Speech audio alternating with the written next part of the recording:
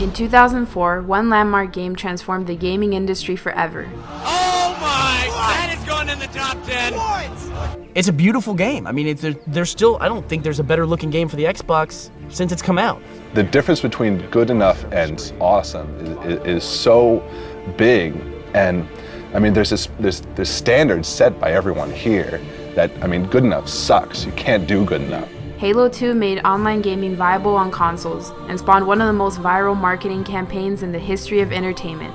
Attendees got to play Halo 2 several days before it hit stores and meet the creators of I Love Bees, but the main attraction for many were the so-called beekeepers themselves. Halo 2 up next on Games That Shook the World. Master Chief, defend this station. Yes, sir. I need a weapon. Right this way. The gaming industry is worth billions of dollars. Thousands of games are developed every year. Some hit, some miss, some shake the world.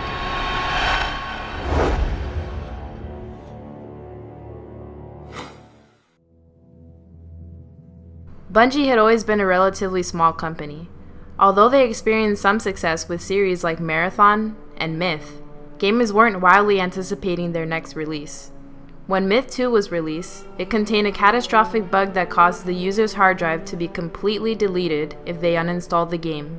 There was 500,000 units that were boxed and shrink wrapped and everything else. Alex decided to do the right thing and recalled all the copies. It was just horrible.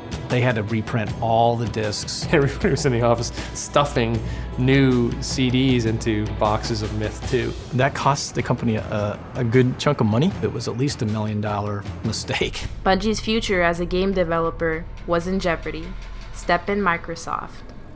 Around 1998, Microsoft began developing a game console that could compete with Sony and Nintendo. They were desperately trying to find an exclusive game that could be featured on the upcoming console, the Xbox. With Bungie's financial trouble, they decided to sign with Microsoft and make their upcoming game, Halo, for Microsoft's new console. Started off with just 3 of us. We were at that time making what we thought was going to turn out to be a Myth-type clone with a sci-fi skin on it. It was pretty generic sci-fi. You had your typical military forces, tanks, jeeps, that kind of thing, and some armored guys. Little did Bungie know that it was the best decision they could ever make. Halo Combat Evolved was a massive success. Halo was incredibly unique because there wasn't anything like it. This sort of perfect storm of music and art and universe design.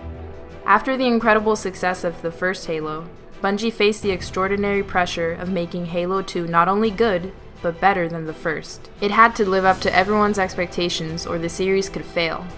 In order to increase anticipation and interest in Halo 2, Microsoft and Bungie hired a company called 42 Entertainment, who specializes in making alternate reality games that serves both as a real-world experience and a viral marketing campaign. And it's really a way to bring people into a world that maybe has started in another medium or that you created for a brand and give them a role in it. I Love Bees was first advertised by a subliminal message in a Halo 2 trailer.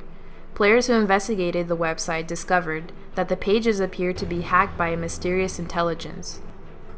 As players solved puzzles, audio logs were posted to the ilovebees.com website, which gradually revealed more of the fictional backstory.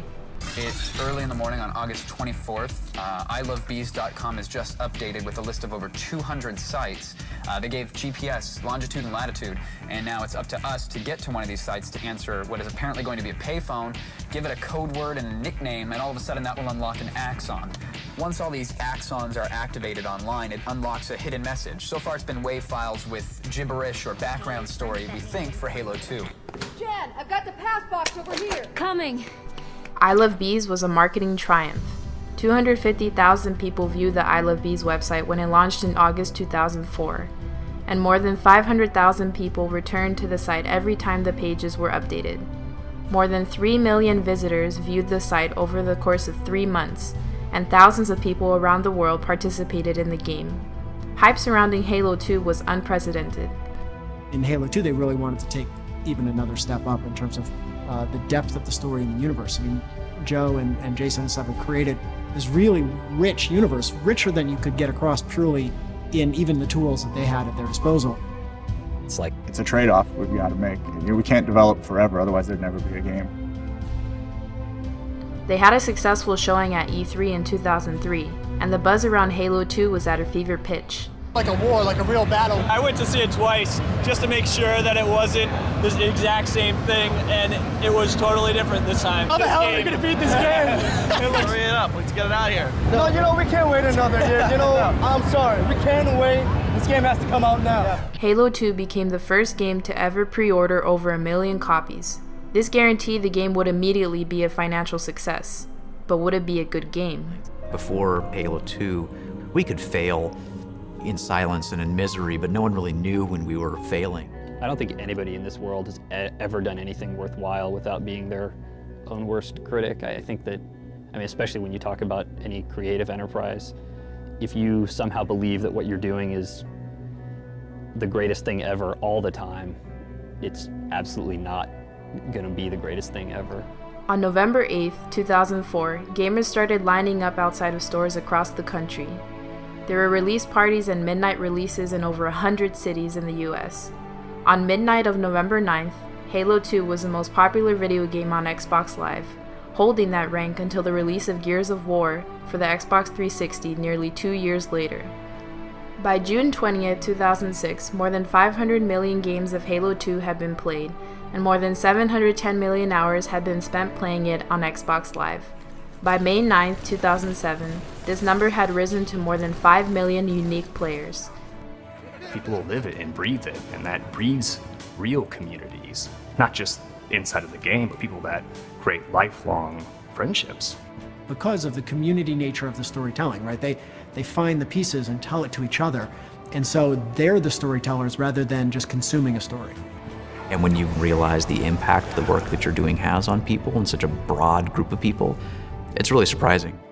Halo 2 entered the national psyche, making Master Chief and the series itself cultural icons. Why is Halo so much more of a cultural phenomenon than any other video game in the world? I don't know, so many people care. Halo Nation is huge. The combination of all the elements, great gameplay, great story, great characters, things that people really care about. And that's, it's not just an ordinary game, but it's really a piece of entertainment art. Halo 2's impact has shaped the landscape of modern gaming. Online play was an almost PC-exclusive feature up to that point. Console games with online capabilities were few and far between, and those that did have online had primitive features and clunky play.